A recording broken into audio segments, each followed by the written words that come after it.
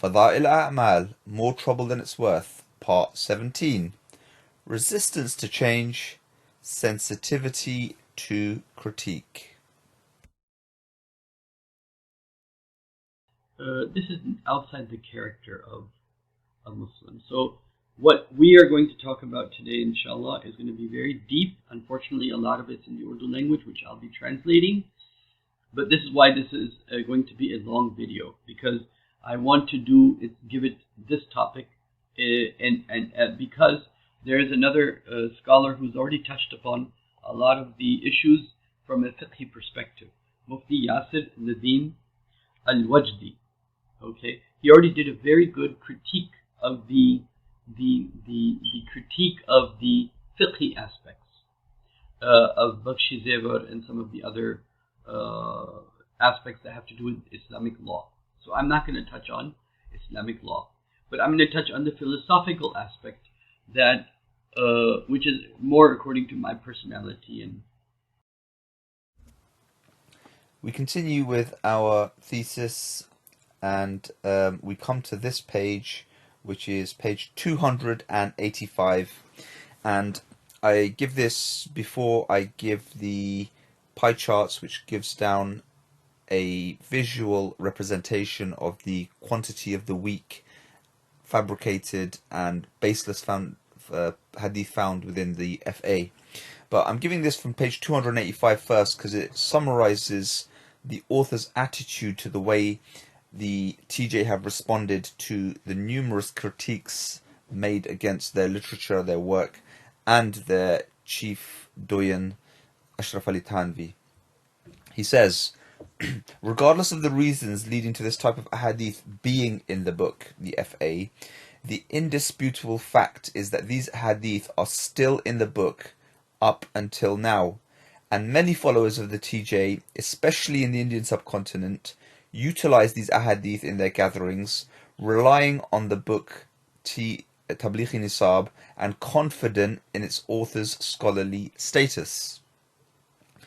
Despite some criticisms directed at the book regarding the issue of the ahadith, as well as other issues, i.e. the belief issues, some of the jurisprudential issues, it seems that the response of those responsible in the movement are not up to expectations. So the responsible people within the TJ, they have not met expectations. And we have seen an excessive sensitivity on the part of some activists towards criticisms. In my opinion, it would have been better if the leadership had formed a committee to undertake an analysis of the ahadith found in the book, revise it, print it in new form after taking into consideration the scientific observations and the technical notes that he had made. So this is quite a fair and just response to the research that has been conducted hitherto. However, the TJ is excessively sensitive, and this committee idea hasn't borne any fruit for decades now. So maybe this book wholesale should be removed from their gatherings all over the world, and they should reassess their trajectory going forward. Enough with the FA, enough with the TJ. We started last time going through the general observations regarding Burton and Robson, and I gave you the theses that I would quote from, and here I'll just put the screenshot up for you to give, just for completion, 1 to 5, but I covered 1, I started 2, I'll finish off 2, and I'll go through the remaining 3. So the second observation was the fact that there was a broad generalization. The second was actually the negligence of the most recent studies on the subject. So what he means by negligence of the recent studies on the subject is things related to the historicity of ahadith.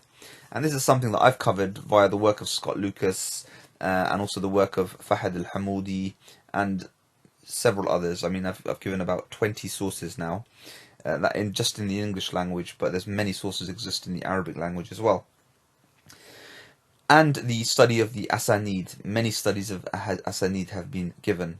And the scholars that he quotes are people like David Powers, Yun Bol, Michael Cook, and Harold Motsky. Yun Bol is coming up, and I've already covered Harold Motsky. Burton makes no reference nor provides any refutations for some of their persuasive arguments. So Burton was well within his time period to respond to these people, but he had no interest in referring to cutting edge research, which is what the GR is very interested in. Number 3, this is another observation, a general observation. There was no reference to the availability of new pre-canonical hadith materials. There is no mentioned detailed analysis of works such as the Musannaf of Abdul Razak, who died in 211 Hijri, or 827 in the CE, or the Musannaf of Ibn Abi Shaybah, who was 235-849. It's essential to study these sorts of works in order to make a secure judgment about the origin of a hadith. And this is particularly poignant because Goldziher and Schatz had no reference to these. So you throw out a lot of very useful material if you don't make reference to these sorts of works. These are serious questions and serious issues that need to be addressed. Number 4, and you'll note this if you look at the works of Burton and Robson, long quotations of hadith texts are given with almost no explanation. It's almost as if it's filler. So hadith are given, and it's almost as if you're just filling pages. And the examples are given in the use of dye stuffs, dyeing hair, and the like. Especially within the chapter, the theological dimensions of a hadith are full of completely translated hadith, which are literally accompanied by no significant critical comments.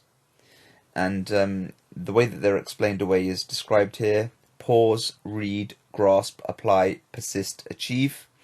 And it says this leaves the reader without coherent structure or argument. So that's another observation. And the last observation, in addition to these 4 preceding very problematic observations, that he makes very broad generalizations.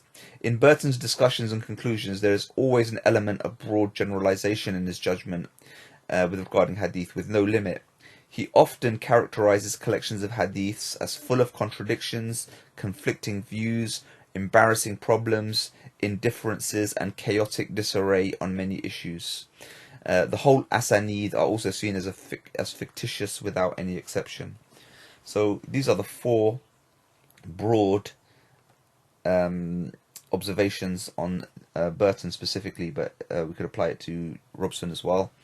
General absence of reference to prominent Western scholars, negligence of recent studies on the topic, no reference to pre-canonical hadith materials, i.e. the Musannafs of Abdul Razak and Ibn Abi Shaybah, and 4 long quotations that lead nowhere, 5 broad generalizations. Stay tuned for many more parts.